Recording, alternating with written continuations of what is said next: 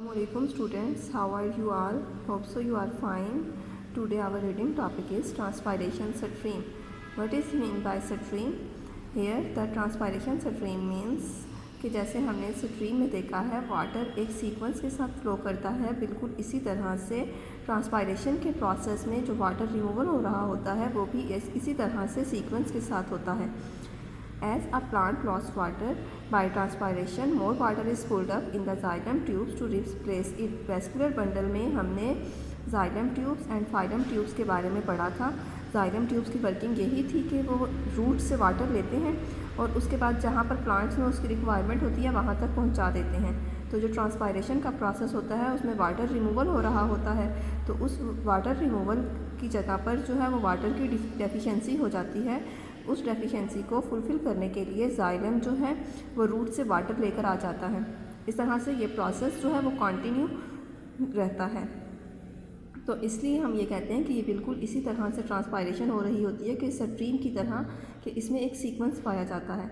इसकी एग्जांपल हमें ये दी गई है, just as our drink is pulled up our drinking straw when you take a sip. कि जब आप जूस या कोई भी ड्रिंक पी रहे होते हैं तो आप क्या है कि सटवा की मदद से जैसे ही सांस लेते हैं तो क्या है कि आप एक घूंट ले रहे होते हैं. तो बिल्कुल इसी तरह से आप देखें कि पाइप के अंदर या सटवा में जो है वो जूस एक सीक्वेंस के साथ ऊपर आता जाता है.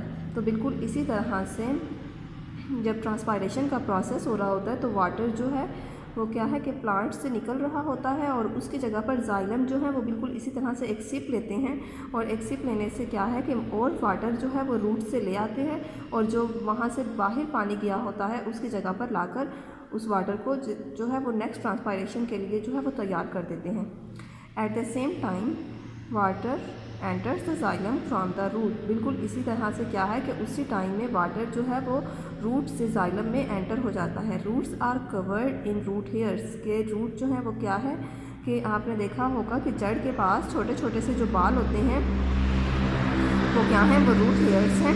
विच are tiny extension of the outer cell of the root. के एक्सटेंशन का क्या मतलब होता है? एक्सटेंशन का मतलब है कि किसी चीज़ को उसकी ओरिजिनल लेंथ से बढ़ा देना.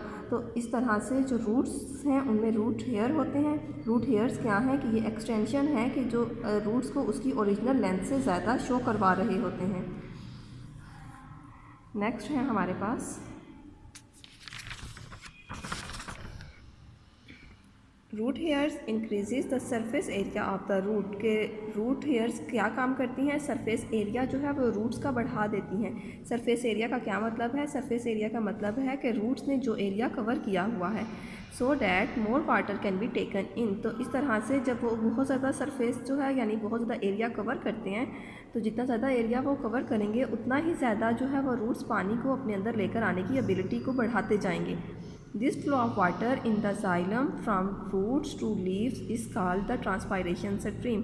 अब ट्रांसपायरेशन स्ट्रीम क्या है कि एक फ़्लो के साथ जो वाटर रिमूव हो रहा है, किस तरह से रिमूव हो रहा है कि रूट्स जो हैं वो क्या है कि रूट्स में वाटर है, रूट से वाटर जाइलम ट्यूब्स में आए और जाइलम ट्यूब इसको फर्दर जो है वो लीव्स तक लेकर जाएं और लीव्स जो है वो ट्रांसपायरेशन के प्रोसेस के थ्रू उसको वहाँ से रिमूव करें. तो ये सारा प्रोसेस जो है वो एक स्ट्रीम लाइन अगर हो यानी कि एक सीक्वेंस के साथ हो तो हम इसको कहते हैं कि ये ट्रांसपायरेशन स्ट्रीम है. Okay students, best of luck. अल्लाह हाफिज़.